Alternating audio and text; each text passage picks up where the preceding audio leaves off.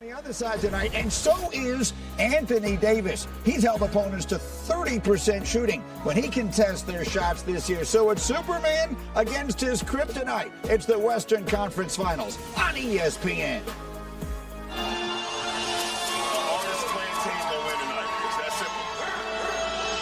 We have such a good opportunity. I think we don't want to lose it. Every time I get back in the street, it get darker. Trying to advance, it's all over now. Take it like a man. Can't handle me now. Hey, we do it all. We can't handle all. They think about taking me down. How different is this Western Conference Finals going to be? Both of them are going to be different. Here's Davis, 4-3 in the win. Oh, it's good. Anthony Davis. Don't gotta get another one this series. There's one thing we haven't done. And until we win a championship, people are going to keep saying that about us. It's that one AC, you ain't one of them rappers, and none of your steppers can step on my step is the chest. And I checked this, I told my dogs, don't stress, don't rush it, I really got off. For 7 on 7, and I'm getting better and better and better. My is never no pressure. Me and Bird want another one. We want to shop the world. Last time we gonna get it.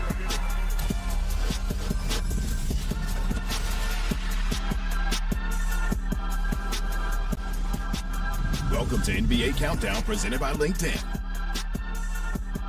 Oh, what a night. We are glad to be tipping off for you tonight. Game 1 of the Western Conference Finals. They're playing for that trophy. And, of course, before that gets underway, we'll take you to Chicago for the draft lottery. Stephen A's got Stephen A's World tonight during the telecast of Game 1 over on ESPN2. We couldn't be more excited. Stephen A's here, Michael Wilbon, Jalen Rose. I'm Greeny. Let's do this thing. Our opening tip, the Lakers and the Nuggets matching up in the conference finals for the 4th time. They met that year in 2009. Then, of course, again in the bubble in 2020. The rosters have changed, but the top 4 scorers remain the same. LeBron, AD, Jokic, and Murray. Speaking, of course, of Mr. James, he is back in the conference finals for the 12th time in his career.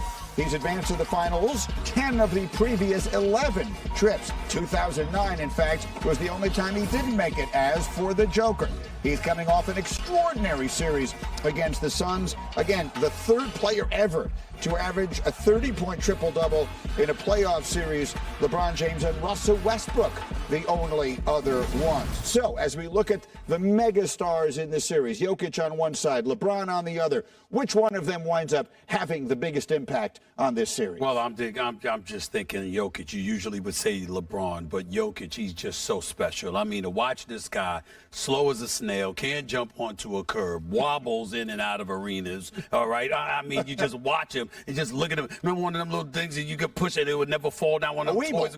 Weeble wobble, but it doesn't fall down. All right. And this man cannot be stopped. He can't be stopped. Exceptional passer, high basketball IQ, can shoot, can pass, can handle, be pushing the ball down fast, breaks for crying out loud. It's unbelievable to watch. It truly, truly is. We all know the greatness of LeBron James and the kind of impact that he can have. But watching Jokic, particularly against a Lakers squad that no longer has Dwight Howard and JaVale McGee to back up Anthony Davis, you're thin on that front line. It can get very, very interesting if the greatness of Jokic really shows up, which we all expect it to. You know, the other night in that Game 6 in Phoenix where he just had his way, I think he hit 9 straight shots, Jokic did. Mm-hmm. And like 8 of them didn't touch the rim. And he gets in these zones and he goes on these stretches of play where not only is he scoring the ball that effectively, but then throwing crazy passes, rebounding, and just taking over a game in a way and at a level that you only see the all-time greats do. And so I'm wondering, because he's playing against LeBron, like I think that the basketball world will pay greater attention to this than if he had this same success in the Western Conference Finals against the Suns or Mavericks or somebody else. He's playing against LeBron. We are locked in. We are looking at the player of consequence, most consequence over the last 10 years in the NBA, 15 years in the NBA. What does it mean if Jokic eclipses him, even at 38?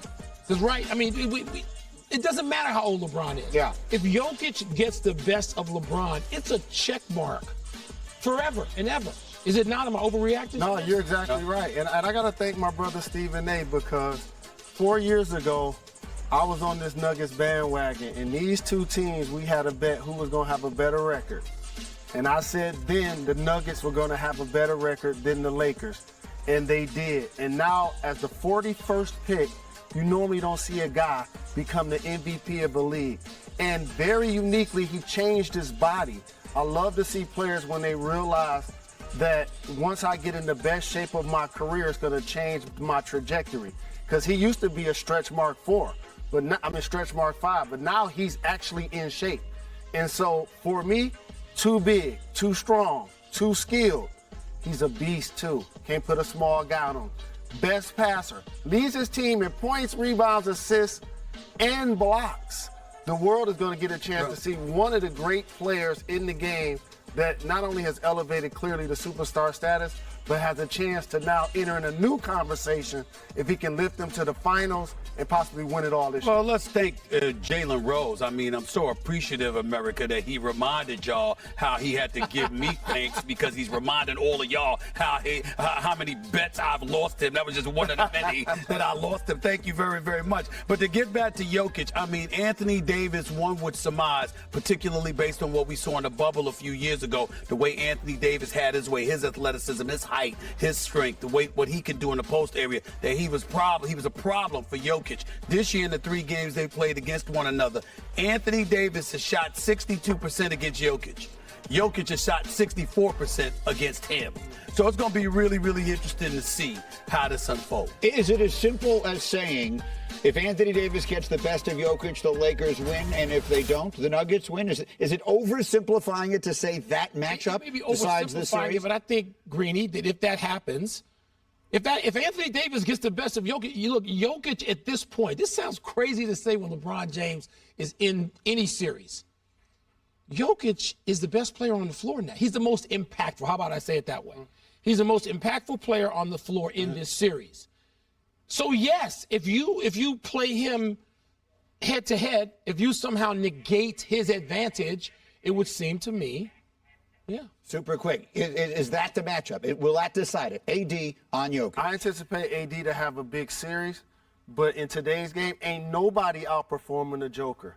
He's literally the wild card. His numbers are going to be there. He's really the most unstoppable offensive weapon in the NBA. Yeah. He's going to get his So points, maybe rebounds, we and change assists. up the wording. You can't stop him. You hope to contain him. Can they contain him to at least some degree? We'll start to find out. Meanwhile, we will find out tonight where the greatest lottery prize maybe of all time will wind up. We are counting it down now. 52 minutes till we take you to Let's Chicago. go! Jalen is all excited for his Pistons. No Motor City. Malika will lead our coverage of the draft lottery tonight, which will include a conversation with Adam Silver and a whole lot more. That's on the way. Meanwhile, as we continue this program, he might be the greatest prize ever. Victor Wembanyama is the Powerball of lottery picks. You'll know everything there is to know by the end of this hour. Plus, the Sixers today made the prediction.